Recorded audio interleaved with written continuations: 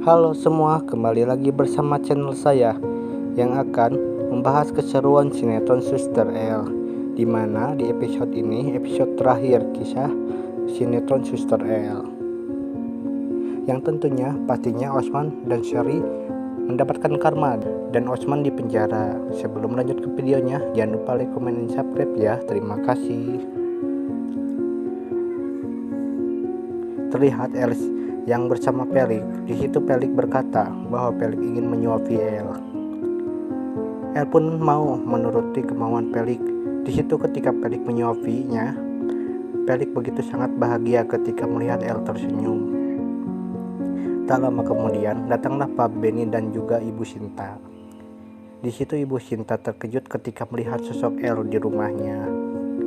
Tetapi Pelik menyuruhnya diam. Jika Ibu Sinta terus memarahi El, Pelik sudah mempersiapkan barang-barangnya untuk segera pindah meninggalkan rumah ini. Di situ Ibu Sinta ketakutan dan tak mau jika harus berpisah dengan Pelik. Lalu Pelik pun menyuruh Ibu Sinta untuk segera memaafkan El. Di situ El yang meminta maaf kepada Ibu Sinta.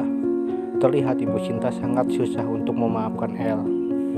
Terpaksa demi Pelik, Ibu Sinta pun mau memaafkan El. Dan di adegan selanjutnya, di situ Ibu Delisa yang sedang pulang ke rumah untuk menemui Emir. Di situ Ibu Delisa bersama Laras. Lalu Ibu Delisa pun menyuruh Laras untuk segera memberikan makanan sebanyaknya dan memberikan sebuah kartu ATM kepada Laras. Laras sempat kaget dan berkata dalam hatinya bahwa itu kartu ATM yang isinya uang miliaran.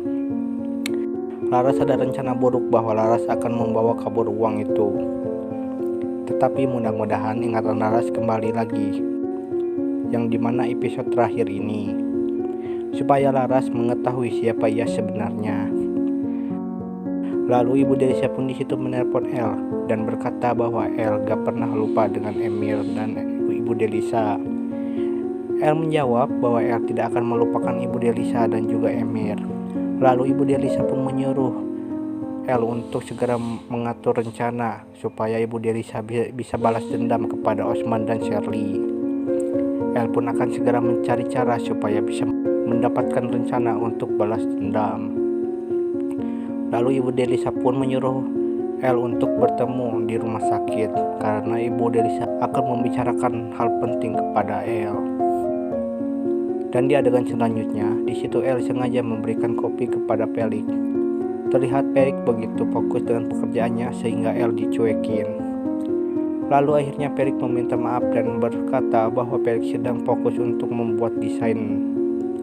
Pelik nampak bahagia ketika hari-harinya ditemenin oleh El.